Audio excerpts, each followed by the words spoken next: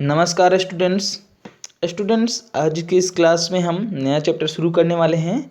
Chapter 9 है ना, रासायनिक सूत्र और मोल संकल्पना। ठीक है, chemical formula and mole concept.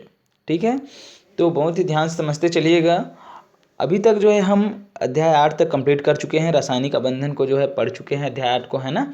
यदि आप नहीं देखे होंगे, पिछला वाला क्लास जो है नहीं देखे होंगे, तो आप प्लेलिस्ट में जा कर के जो है पिछला जो वीडियो है उसको आप देख सकते हैं। ठीक है, उसके बाद ही जो है ये जो चैप्टर है इसको आप पढ़िएगा, तब आपको अच्छे से समझ में आएगा। ठीक है, तो चलिए हम पढ़ना शुरू करते हैं। तो सबसे पहले हम जो है यौगिक के बारे में जान लेते हैं, है ना।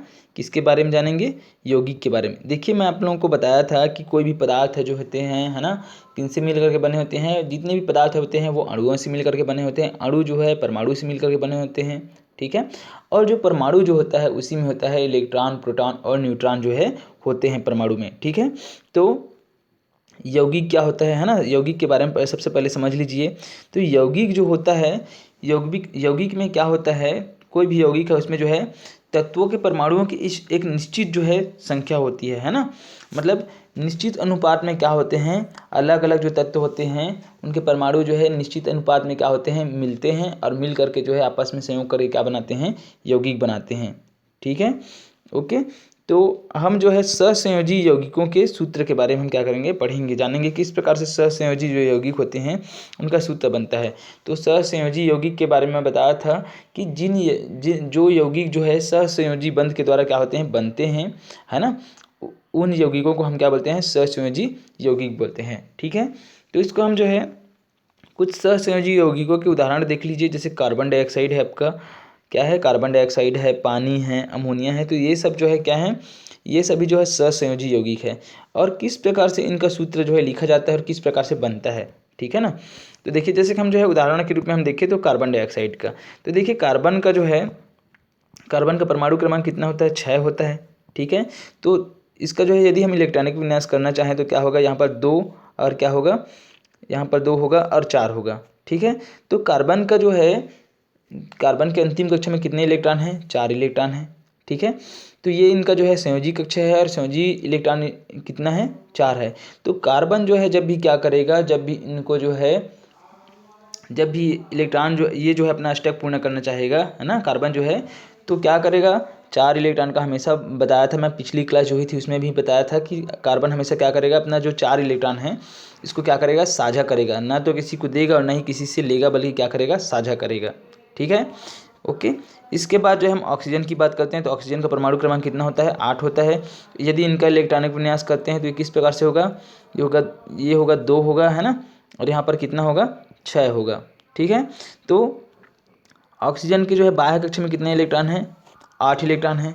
तो इनको अष्टक पूर्ण करने के लिए कितने इलेक्ट्रॉनों की आवश्यकता होगी, तो 2 इलेक्ट्रॉनों की आवश्यकता होगी। ठीक है ना, 2 इलेक्ट्रॉनों की आवश्यकता होगी। तो चलिए, है ना, देखते हैं यहाँ पर जो है किस प्रकार से जो है दोनों ऑक्सीजन, कार्बन और ऑक्सीजन मिल करके जो है किस प्रकार से कार्बन डाइऑक्साइड बनाते हैं। ठीक है, तो देखिए यहाँ पर जो है, जो कार्बन जो था, है ना, ये है कार्बन। कार्बन के जो है बाह्य कक्षा में जो है कितने इलेक्ट्रॉन थे, 4 इलेक्ट्रॉन थे। ठीक है, तो ये हो गया, ये जो है इस प्रकार से बाह्य कक्षा में जो है, कार्बन के बाह्य कक्षा में कितने इलेक्ट्रॉन हो गए, 4 इलेक्ट्रॉन हो गए। अब जो ऑक्सीजन जो है, एक ऑक्सीजन को जो है, ऑक्सीजन के एक परमाणु को जो है अपना अष्टक पूर्ण करने के लिए कितने इलेक्ट्रॉनों की आवश्यकता थी, 2 इलेक्ट्रॉनों की, क्योंकि उनके बाह्य कक्षा में कितने इलेक्ट्रॉन थे, 6 इलेक्ट्रॉन थे, 2 इलेक्ट्रॉनों की आवश्यकता थी। तो इस कारण से जो ऑक्सीजन जो परमाणु जो रहता है ना, ये ऑक्सीजन परमाणु क्या करता है, अपना 2 इलेक्ट्रॉन इनको क्या कर देता है, साझा कर देता है। किनको साझा कर देता है, कार्बन को साझा कर देता है। ठीक है, और इस प्रकार से क्या बन जाता है, यहाँ पर जो है इनके पास जो है इनके पास टोटल जो है बाह्य कक्षा में 6 इलेक्ट्रॉन होते हैं। ठीक है, तो इनमें से केवल 2 इलेक्ट्रॉनों की इनको आवश्यकता होती है, कि इनको अष्टक पूर्ण करने के लिए, ऑक्सीजन को। तो ये कार्बन के जो है 2 इलेक्ट्रॉनों से क्या कर लेता है, ये जो है ये साझा कर लेते हैं। ठीक है, ओके। और ठीक इसी प्रकार से जो है इस साइड भी जो है कार्बन के पास जो है, अभी भी कार्बन के पास जो है 2 इलेक्ट्रॉन और है ना, क्योंकि 4 इलेक्ट्रॉनों का ये साझा करता है। तो यहाँ पर एक और ऑक्सीजन परमाणु क्या कर लेता है, ऑक्सीजन के बाह्य कक्षा में जो है टोटल जो है 6 इलेक्ट्रॉन होते हैं। तो 6 इलेक्ट्रॉनों में से चूंकि इनको 2 इलेक्ट्रॉनों की और आवश्यकता होती है अष्टक पूर्ण करने के लिए ऑक्सीजन को, तो फिर से क्या होता है, यहाँ पर भी जो है कार्बन के 2 इलेक्ट्रॉनों से क्या कर लेता है, ऑक्सीजन का जो दूसरा और परमाणु जो रहता है वो कार्बन के 2 इलेक्ट्रॉनों से क्या कर लेता है, साझा कर लेता है।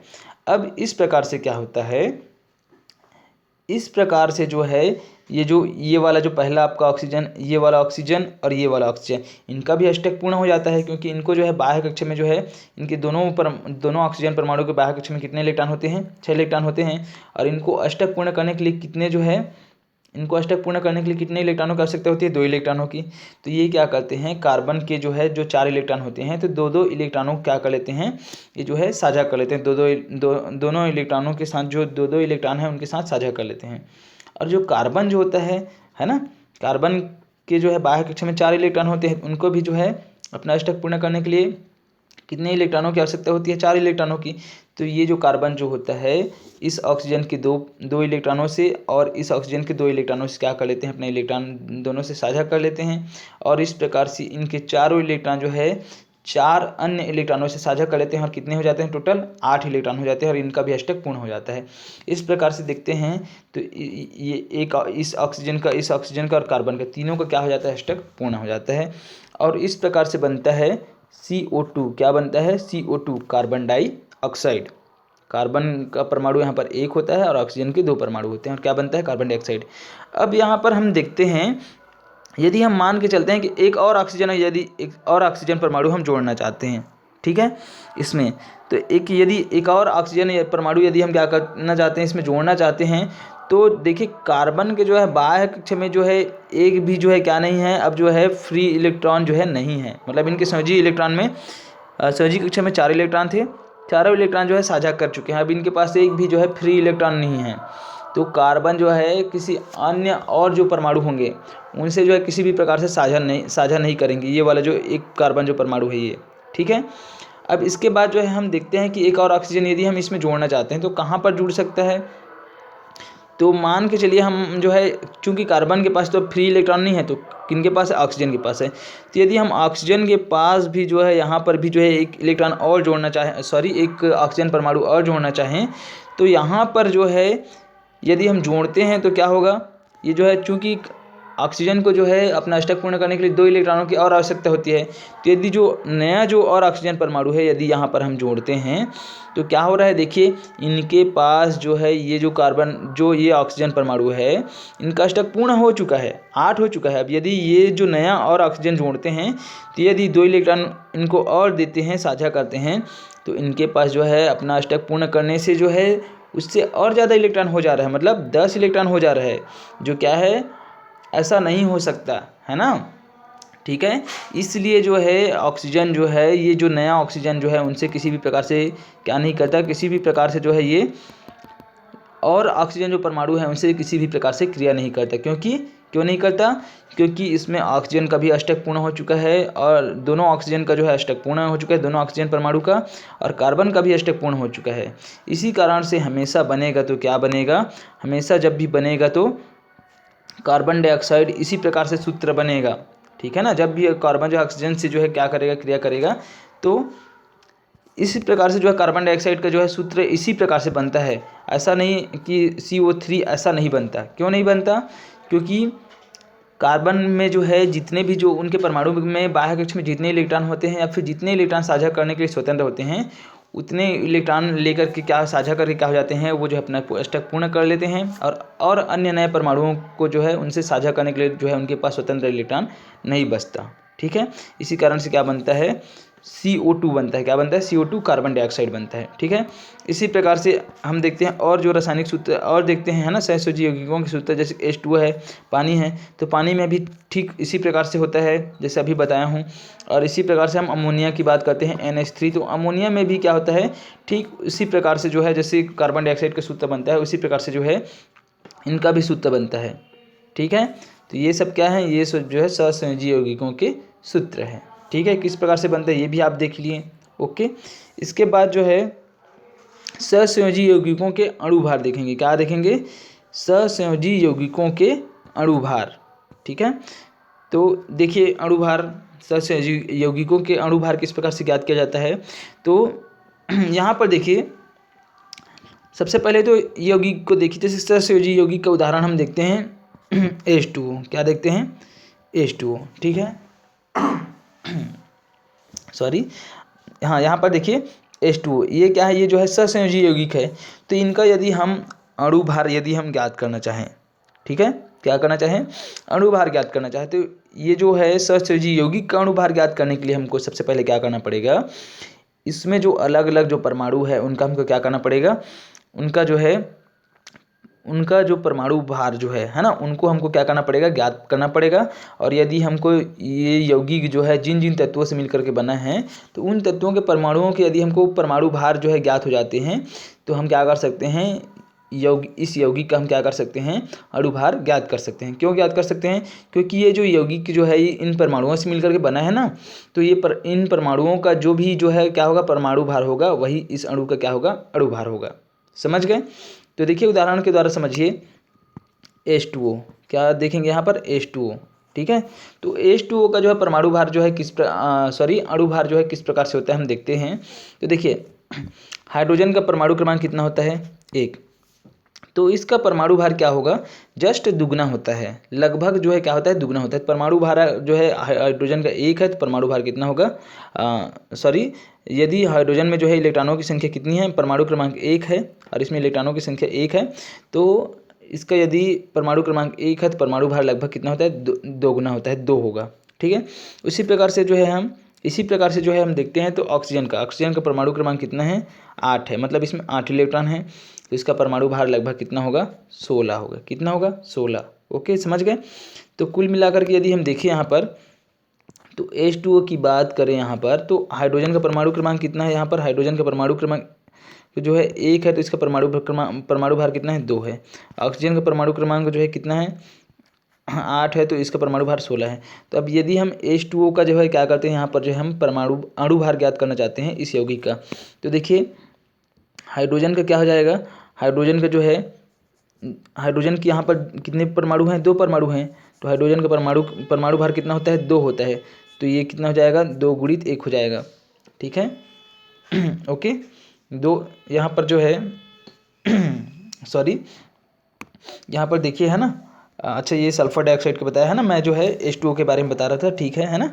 तो हाइड्रोजन का परमाणु भार कितना होता है, 2 होता है, तो 2 हाइड्रोजन के परमाणु है, तो कितने हो जाएंगे, 4 हो जाएंगे। परमाणु भार कितने हो जाएंगे, हाइड्रोजन के जो है परमाणु भार कितने हो जाएंगे, 4 हो जाएंगे, ठीक है। और ऑक्सीजन का जो है परमाणु क्रमांक 8 होता है, तो परमाणु भार कितने हो जाएंगे, 16 हो जाएंगे, ठीक है। 8 दूनी 16, ठीक है। तो ये हो जाएगा 16, और इस प्रकार से जो है आपका कितना हो जाएगा, अणु भार जो हो जाएगा, H2O का अणु भार कितना हो जाएगा, 20। कितना हो जाएगा, 20, ठीक है। तो इस प्रकार से जो जितने भी जो सहसंयोजी यौगिक हैं उनके आप क्या कर सकते हैं, आप जो है अणु भार जो है ज्ञात कर सकते हैं। तो अणु भार हम कब ज्ञात कर पाएंगे, जब हमको जो है वो जो सहसंयोजी यौगिक जो है उनके वो जिन जिन तत्वों से मिल करके बना है, तो उन तत्वों के परमाणुओं के परमाणु भार यदि हमको ज्ञात हो, तो हम जो है सहसंयोजी यौगिकों के अणु भार क्या कर सकते हैं, ज्ञात कर सकते हैं, ठीक है। यहाँ पर देखिए एक और उदाहरण यहाँ पर दिया हुआ है, इसमें आप देखिए सल्फर डाइऑक्साइड का जो है, तो सल्फर डाइऑक्साइड का देखिए, सल्फर का परमाणु क्रमांक जो है, यहाँ पर परमाणु भार दिया हुआ है, सल्फर का परमाणु भार होता है 32 यूनिट, ठीक है। और चूँकि सल्फर डाइऑक्साइड में जो है SO2 होता है, ठीक है, सॉरी है ना। यहाँ पर देखिए सल्फर का परमाणु क्रमांक जो है 16 होता है, तो उसका जो है उसका परमाणु भार जो है कितना होता है 32, ठीक है। और ऑक्सीजन के यहाँ पर 2 परमाणु है, तो ऑक्सीजन का जो है 16 होता है, तो 2 ऑक्सीजन का कितना होगा, 32 हो जाएगा। तो 32 कितना होता है, 34। तो इस प्रकार 32 कितना हो जाएगा, 64, है ना। तो 64 यूनिट क्या होता है, सल्फर डाइऑक्साइड का जो है अणु भार होता है, ठीक है। तो इस प्रकार से हम क्या कर सकते हैं, यदि हमको जो है परमाणुओं के जो है जो जितने भी परमाणु जिन जिन परमाणु से मिलकर जिन जिन तत्वों के परमाणु से मिलकर के बने होते हैं अणु जो है ना, सहसंयोजी यौगिक जो बने होते हैं, तो उनका यदि हमको क्या पता हो, हमको परमाणु भार पता हो सभी परमाणुओं का, तो हम क्या कर सकते हैं, वो जो यौगिक है उनका अणु भार हम क्या कर सकते हैं, ज्ञात कर सकते हैं, ठीक है। ओके, समझ में आया। इसके बाद देखिए आगे यहाँ पर जो है हम आयनिक यौगिकों के मूलानुपाती सूत्र और सूत्र इकाई द्रव्यमान हम देखते हैं यहाँ पर क्या होता है। तो देखिए यहाँ पर जो है जैसे सोडियम क्लोराइड है ना, इनका जो है आणविक सूत्र जो है संभव नहीं होता है। क्यों संभव नहीं होता है? क्योंकि ये जो है आयनिक यौगिक हैं। कैसा यौगिक है ये? आयनिक यौगिक हैं। तो आयनिक यौगिक जो होते हैं, ठीक है ना, वो जो है अणु नहीं होते हैं। क्या होते हैं? अणु नहीं होते हैं, बल्कि क्या होते हैं, वो जो यौगिक जो होते हैं वो घटक होते, आयन के जो है घटक होते हैं, ठीक है ना। अलग अलग जो आयन जो है मिलकर क्या होते हैं, वो जो यौगिक जो है वो बने होते हैं, आयनिक यौगिक जो हैं, ठीक है। तो इनका जो है अणु भार ज्ञात नहीं किया जाता, ठीक है। अब देखिए इनको जो है किस प्रकार सूत्र से लिखा जाता है। देखिए सोडियम NaCl, जैसे सोडियम क्लोराइड है, नमक का जो सूत्र है, तो ये जो है क्या है, आयनिक यौगिक है NaCl, या फिर इसी को हम जो है क्या लिख सकते हैं, Na+ और Cl-, क्योंकि ये जो है आयनिक यौगिक है, आयन जो है आपस में स्थिर विद्युत बल के द्वारा क्या होते हैं, जुड़ करके जो है बने होते हैं। तो ये जो आयनिक यौगिक होते हैं उनका जो इस प्रकार से सूत्र जो लिखते हैं, है ना, NaCl, इस प्रकार से, इसको हम बोलते हैं मूलानुपाती सूत्र। क्या बोलते हैं? मूलानुपाती सूत्र। जो आयनिक यौगिक जो होते हैं उनके जो सूत्र होते हैं उनको हम क्या बोलते हैं? उनको हम मूलानुपाती सूत्र बोलते हैं, ठीक है। अभी हम जो है इससे पहले देखे थे ना सहसंयोजी यौगिकों के सूत्र कैसे लिखे, जो है किस प्रकार से लिखा जाता है, CO2 के बारे में देखे थे। तो ये तो क्योंकि ये जो है क्या है, सहसंयोजी यौगिक है, लेकिन ये जो है क्या है, ये आयनिक यौगिक है। तो इनका जो सूत्र होगा उनको हम क्या बोलेंगे? मूलानुपाती सूत्र बोलेंगे, ठीक है, ओके। तो मूलानुपाती जो सूत्र होते हैं उनका जो है अणु भार जो है ज्ञात नहीं किया जाता, बल्कि इनके क्या होते हैं, इनके जो विभिन्न आयनिक यौगिक होते हैं, तो इनका जो है हम क्या करते हैं, आयनिक यौगिकों का जो है हम सूत्र इकाई द्रव्यमान, इनका जो भार जो होता है ना, जो जो इनका जो अणु भार नहीं होता है, लेकिन इनका जो जिन जिन परमाणुओं से मिलकर के ये जो बने होते हैं, है ना, जिन जिन आयनिक जो परमाणु होते हैं उनसे मिलकर के जो बने होते हैं, तो इनका क्या होता है, इनका जो है सूत्र इकाई द्रव्यमान होता है। क्या होता है? सूत्र इकाई द्रव्यमान होता है। उसको जो है हम क्या बोलते हैं, आयनिक यौगिक का जो है सूत्र इकाई द्रव्यमान कहते हैं, ठीक है। तो इसके लिए भी हमको क्या होता है, अलग जितने भी जिन जिन परमाणुओं से मिलकर के बने होते हैं उनका हमको जो है क्या ज्ञात करना रहता है, पहले जो है परमाणु भार ज्ञात करना होता है परमाणुओं का, है ना, और उसके बाद जो है टोटल सभी को जो है जो आयनिक यौगिक होते हैं तो उनमें जितने भी तत्व भाग लिए रहते हैं तो उनके परमाणुओं के जितने भी जो क्या होते हैं, परमाणु भार जो होते हैं, उनको हम जब जोड़ देते हैं तो क्या निकल आता है, उस आयनिक यौगिक का क्या निकल आता है, सूत्र इकाई द्रव्यमान निकल आता है। और हम इस प्रकार से क्या कर लेते हैं, हम सूत्र इकाई द्रव्यमान ज्ञात कर लेते हैं किनका, जो आयनिक यौगिक होते हैं उनका, ठीक है। तो आप समझ गए होंगे कि जो आपका सहसंयोजी यौगिक होता है तो उनका हम अणु भार ज्ञात करते हैं, और जो आयनिक यौगिक जो होता है उनका जो है हम अणु भार ज्ञात नहीं करते, बल्कि क्या ज्ञात करते हैं, सूत्र इकाई द्रव्यमान ज्ञात करते हैं। ये भी सेम उसी प्रकार से होता है जैसे अणु भार होता है, ठीक है, ओके। और इसके अलावा जो है मूलानुपाती सूत्र भी आप जान गए। सहसंयोजी यौगिकों का जैसे सूत्र होता है उसी प्रकार से जो आयनिक यौगिक जो होते हैं उनका जो सूत्र होता है उसको हम क्या बोलते हैं, मूलानुपाती सूत्र बोलते हैं, ठीक है। तो आशा करता हूँ आप लोगों को समझ में आया होगा। आप एक बार और बुक से जो है अध्ययन करिएगा, ठीक है। तो आज के लिए बस इतना ही। जब नेक्स्ट क्लास होगी उसमें हम आगे पढ़ेंगे। तो जय हिंद, जय भारत, जय छत्तीसगढ़।